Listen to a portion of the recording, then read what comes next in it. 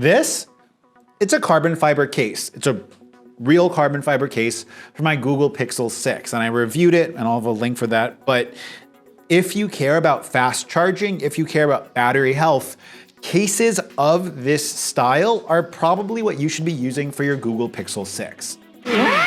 What's up guys, my name is Mitchell. I'm fluent in tech, so you don't need to be. And in the official Google Pixel 6 Telegram community that I'm a part of, you guys were asking me to make a video about the way that I take care of my Google Pixel 6 battery. Now, before we jump into all of that, I understand that Google and iFixit are partnered. Google has gone out of their way to make it easier for users to replace their own batteries. I understand that. It doesn't change the fact that I still care about the battery health and battery longevity of my device, because for my personal phone that I use, I think that the Pixel 6 is going to be my device until I use a Pixel 7. And because of that, I want the battery life of this device to stay as tip-top, as pristine, as good as possible, because oftentimes I go traveling or I'm using this device to film. And when I'm using it in those circumstances, I want the battery health and I want the battery life of the device to be as good as possible. Now, if you guys enjoy the videos here on my channel, the best way that you can support them is by liking and subscribing. And if you want to see them advertisement free, you can become a channel member. I upload all of the videos for my members demonetized, so you guys can see them without ads. And before we go into specifically the things that I do with my Pixel 6, I want to talk about some things that just in general kill phone batteries. The first is extreme heat and extreme cold. Battery chemistry just does not like being exposed to those two extremes.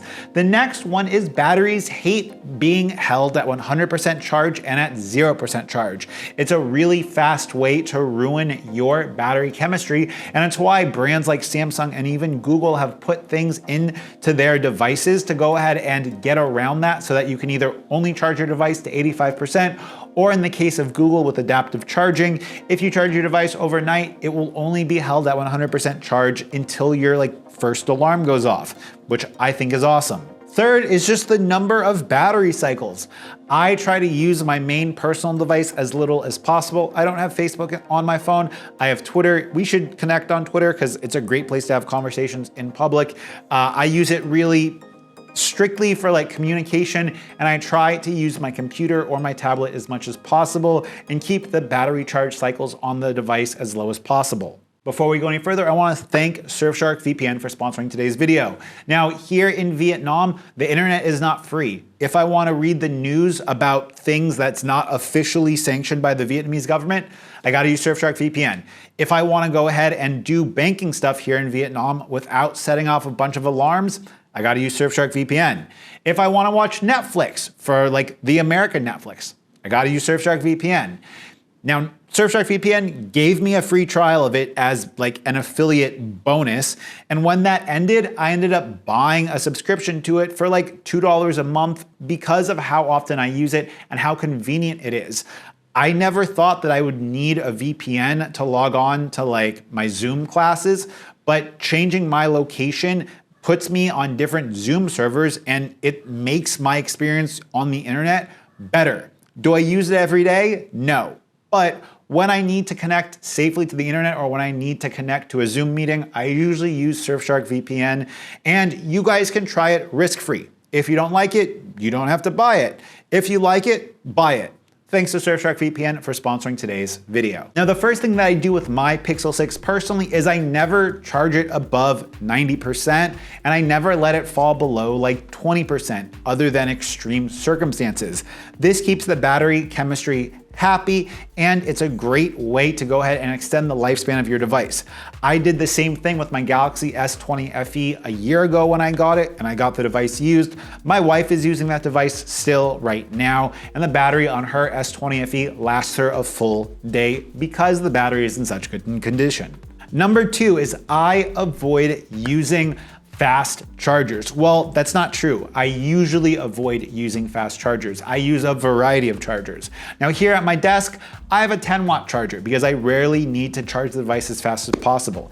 Next to my bed, I have an 18-watt USB-C power delivery charger. It's a power delivery charging hub that I reviewed, and I will have a link for it for you guys up here. When I go travel and I need to charge my device fast, I bring the 30-watt Ugreen AceFast USB-C power delivery PPS charger, which is compatible with the 30-watt charging of my Google Pixel 6. But really, the faster charging speeds you get, the more heat is generated, and I try to stay away from that. Number 3, and something I talked about, is I try to use a variety of different cases on my device.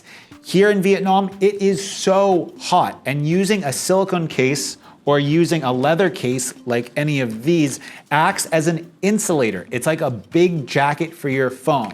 When I go outside and my phone gets to 37, 38, 40 degrees Celsius and it's in one of these cases, it cools off slower. That means it's gonna thermal throttle my device when I'm using it, it's gonna charge slower, and overall, it's going to act like a blanket for the heat inside of your device already. This thin carbon fiber case and other thin shell style cases insulate your device less, and they do a better job of letting it cool down to the ambient temperature. Number 4, and something that everyone should be aware of, is that if you are using a wireless charger, you should try to use a wireless charger that either stands the device up or has a built-in fan. This 10-watt wireless charger from Xiaomi that's actually compatible with Xiaomi's 30-watt charging has both of those. And if you guys look at most wireless chargers on the market today, if they are above the 15-watt wireless charging kind of Qi standard, most of them are stands and most of them have fans. That rhymed. But the reason why is that underneath the back of your device, you have charging coils. Those charging coils get hot. Heat rises to the top.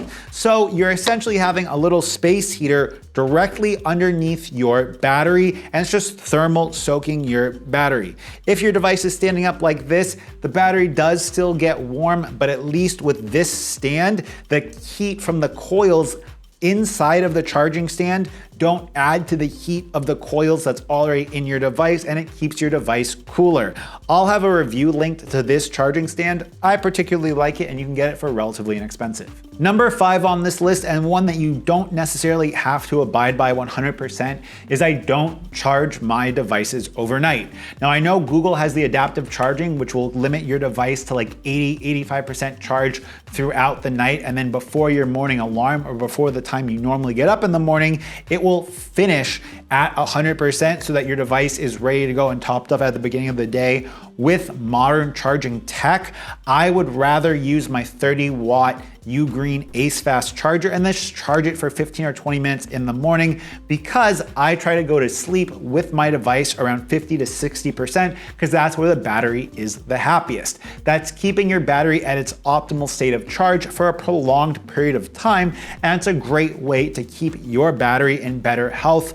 Put it on your 30-watt charger in the morning. It's okay if it gets hot because you're gonna be using a thin minimalist case like this. The phone will cool down, and with like the 30-watt PPS charging tech that we have built into the device, you can go from like a 60% charge up to like a 90–95% charge in like 15 or 20 minutes. And I think that's a great compromise.